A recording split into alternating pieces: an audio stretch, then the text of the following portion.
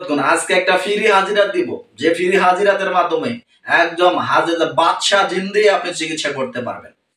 সব সময় এটা ফ্রি আপনাদের জন্য। সব সময় আপনারা ফ্রি ভাবে একজন বাদশাহ মোয়াক্কেল দিয়ে হাজিরাত করতে পারবেন।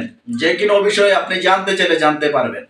যে কোনো বিষয়ে আপনি যদি জানতে চান ওই ব্যক্তির কাছ থেকে বা ওই বাদশাহ জিনের কাছ থেকে, তাহলে অবশ্যই আপনারা সব সময় সর্ববিষয় সঠিক তথ্য নিয়ে সঠিকভাবে। আসসালামু আলাইকুম ওয়া রাহমাতুল্লাহি ওয়া বারাকাতুহু। সম্মানিত বন্ধুরা আমার, আপনারা সকলে কেমন আছেন? আশা করছি আলহামদুলিল্লাহ আল্লাহর রহমতে আপনারা সকলেই ভালো আছেন এবং সুস্থ আছেন। আলহামদুলিল্লাহ আল্লাহর রহমতে এবং কি আপনাদের সকলের দোয়াতে আমিও ভালো আছি এবং সুস্থ আছি। সম্মানিত হযরতগণ, আজকে একটা ফ্রি হাজিরাত দিব, যে ফ্রি হাজিরাতের মাধ্যমে একদম হাজির বাদশাহ জিন দিয়ে আপনি চিকিৎসা করতে পারবেন। সব সময় এটা ফ্রি আপনাদের জন্য। সব সময় আপনারা ফ্রি ভাবে একজন বাদশাহ মোয়াক্কেল দিয়ে হাজিরাত করতে পারবেন। যে কোনো বিষয়ে আপনি জানতে চাইলে জানতে পারবেন। যে কোনো বিষয়ে আপনি যদি জানতে চান ওই ব্যক্তির কাছ থেকে বা ওই বাদশাহ জিনের কাছ থেকে, তাহলে অবশ্যই আপনারা সব সময় সর্ববিষয় সঠিক তথ্য নিয়ে সঠিকভাবে আপনারা জানতে পারবেন। এখানে এই বাদশাহ মোয়াক্কেল বা বাদশাহ জিন দিয়ে যদি আপনি চিকিৎসা করেন, আপনার রোগীর যে হাজিরাতগুলো দেখবেন 100% কোনো প্রকারের ভুল রেজাল্ট পাওয়া যায় না। আমি পরীক্ষা করে দেখেছি আলহামদুলিল্লাহ। এই পরীক্ষা নিরীক্ষার মাধ্যমে আমি বাদশাহ জিন দিয়ে হাজিরাত করে নকশা দিয়ে হাজিরাতের মাধ্যমে যে তদবিরটা করেছি, সফলতা এবং কি 100%, যেটার মাধ্যমে আমি অনেক ভালো ভালো কাজ করেছি এবং কি রেজাল্টও পেয়েছি।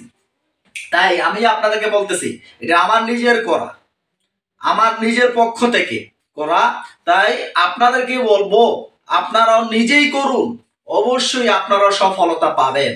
তো সম্মানিত বন্ধুরা আমার, এই বাদশাহ জিনকে হাজিরাত করার জন্য বলতে পারে যে ওস্তাদ এটার কি কোনো যাকাত লাগবে?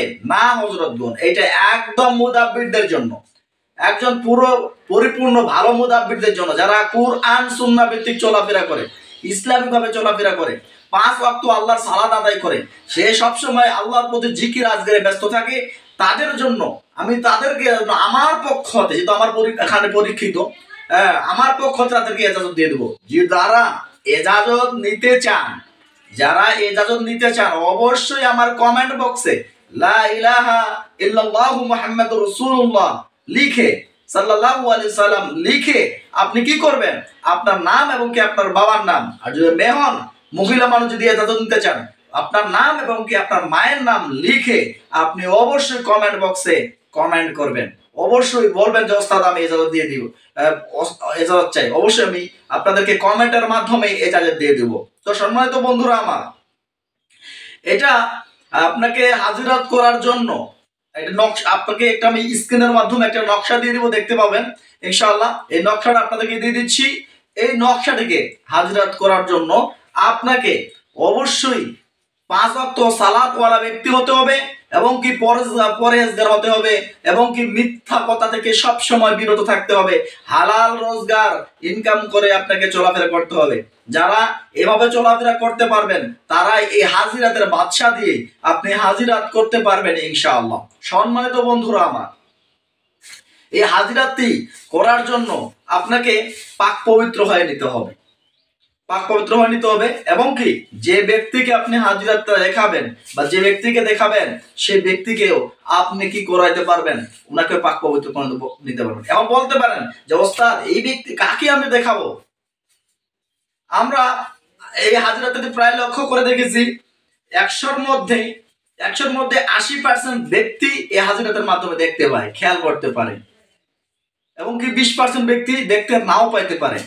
এটা হতে পারে কোনো ছোট বাচ্চা, যদি 15 বছরের নিচে যে কোনো বাচ্চাকে আপনি দেখাইতে পারেন, বা যেগুলো রুগী থাকবে, যাদের যে কোনো রুগীর আপনি হাজিরাত করবেন বা যে কোনো রুগীর আপনি চিকিৎসা করবেন, আপনি নকশাটাকে তাকে ধরিয়ে দিবেন, সে হাজিরাতে বাদশা হাজির হয়ে তাকে সবকিছু জানিয়ে দেবে এবং কি তার কাছ থেকে জানতে পারবেন।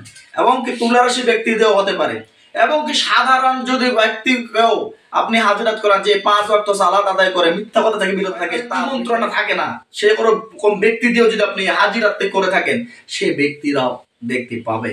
এবং আপনি যদি নিজেও দেখতে চান, মুদাব্বির যদি নিজেও দেখতে চায়, সে ব্যক্তিও ইনশাআল্লাহ এই হাজিরাতের মাধ্যমে দেখতে পাওয়ার সক্ষমতা অর্জন করতে পারে, যদি সে ব্যক্তি নিজের ভিতরে অ্যাক্টিভ রাখি বা বিশ্বাস 100% রাখি।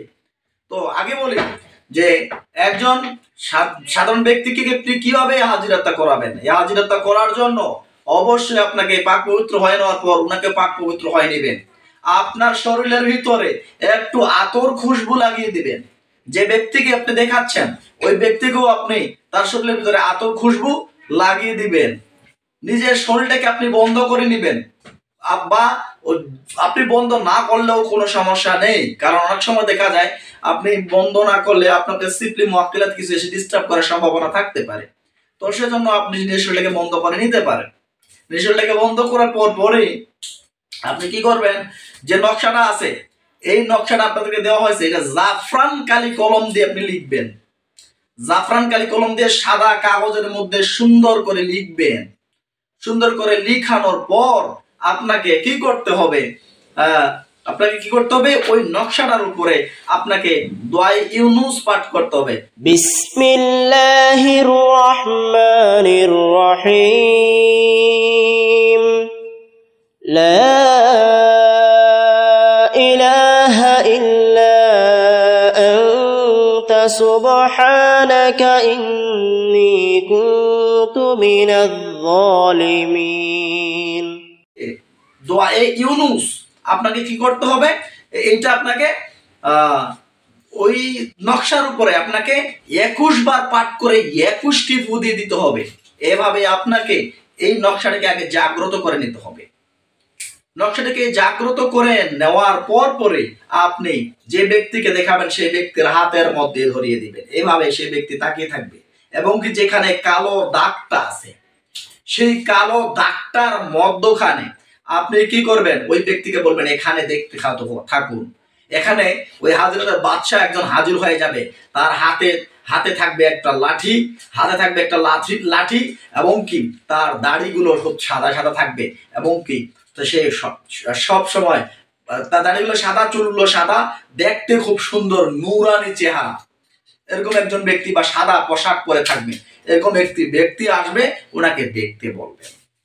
উনি দেখার চেষ্টা করবে আর আপনাকে যে দোয়া ইউনুসটা দেওয়া হলো এই দোয়া ইউনুসটা আপনি বারবার পাঠ করতে থাকবেন আর এভাবে সালাম দিবেন, আসসালামু আলাইকুম ওয়া রাহমাতুল্লাহ। হে হাজিরাতের বাদশা, আপনাকে আমার পক্ষ হতে সালাম।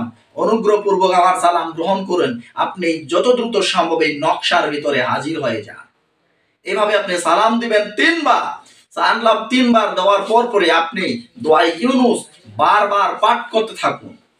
ইনশাআল্লাহ আল্লাহর রহমতে আপনার ওই হাজিরাতের বাদশা ওই নকশার উপর হাজির হয়ে যাবে। যখন নকশার ভিতরে হাজির হয়ে যাবে তখন ওই ব্যক্তিকে সালাম দিতে বলবেন। ইনশাআল্লাহ ওই ব্যক্তি সালাম দেওয়ার পর আপনার কি মনের প্রশ্ন, কি জানার বিষয়, কি জানতে চাচ্ছেন সেই বিষয়টা ওনাকে প্রশ্ন করবেন। ইনশাআল্লাহ উনি রিপ্লাই দিয়ে দিবেন। সম্মানিত হযরতগণ, এখন বলতে পারেন যে ওস্তাদ আমরা মুদাব্বিররা যদি নিজেই দেখতে চাই তাহলে কিভাবে হবে?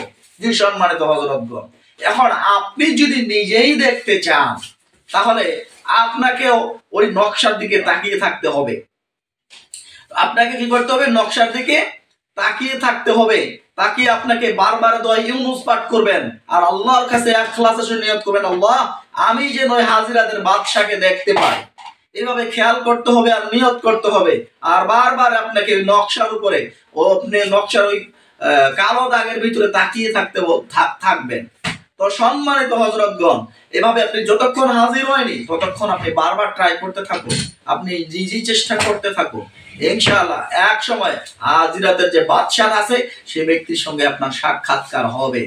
কিন্তু সম্মানিত হযরতগণ, এখন আপনারা বলতে পারেন যে ওস্তাদ আমি যদি প্রথম অবস্থা না দেখতে পাই। যে সম্মানিত হযরতগণ, যারা নতুন, যারা কোনোদিন জিনের সঙ্গে আপনার সাক্ষাৎকার হয়নি বা দেখা হয়নি, তারা কি করতে পারেন, তারা অবশ্যই একদিনের জন্য না হয় আপনি কিন্তু ওই হাজিরের দিকে তাকালে বা বারবার আমল যখন করবেন তখন কিন্তু আপনার মাথাটা ঘুরতে পারে বা মাথাটা আপনার চক্কর দিতে পারে বা আপনি ঘোলা হালকা হালকা দেখতে পাইতে পারেন।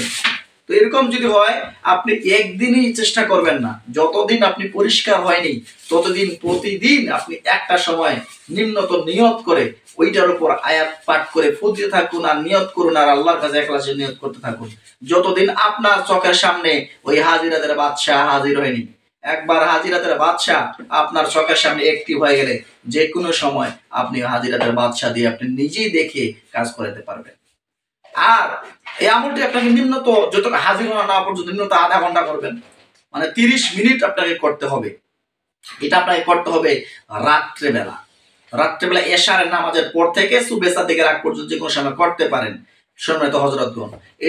এভাবে আপনি যতদিন হাজির হয়নি ততদিন আপনি চেষ্টা করতে থাকুন। কিন্তু বেশিরভাগ মুদাব্বিরদের একদিনেই হয় কিংবা 2 থেকে 3 দিনেই হওয়ার সম্ভাবনা থাকতে পারে। তো হযরতগণ অবশ্যই চেষ্টা চালিয়ে যান। আমি প্রথমে বলেছি যে প্রথমে আপনি হাজিরাত করতে গেলে আপনার কিন্তু মাথা ঘুরতে পারে বা আপনার চোখের সামনে গলা আসতে পারে বা ছায়া দেখতে পাইতে পারেন, প্রথম দিনে খারাপ লাগতে পারে বা আপনি অসুস্থ হয়ে যেতে পারেন। তো এতে টেনশনে কিচ্ছু নেই, আপনি অসুস্থ হলেও আপনি বারবার চেষ্টা করতে থাকুন, ইনশাআল্লাহ অবশ্যই সফলতা পাবেন। তো আর যদি সাধারণ ব্যক্তি বা যে কোনো ব্যক্তিকে দেখাতে চান সেই ব্যক্তির কোনো সমস্যা হবে না ইনশাআল্লাহ।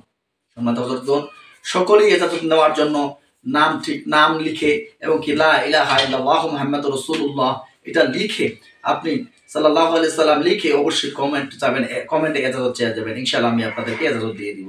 সম্মানিত বন্ধুরা আমার, সবার শেষে একটা কথা বলে নেই, 10 তারিখ থেকে আমাদের তদবির শিক্ষার নতুন একটি কোর্স চালু করা হবে।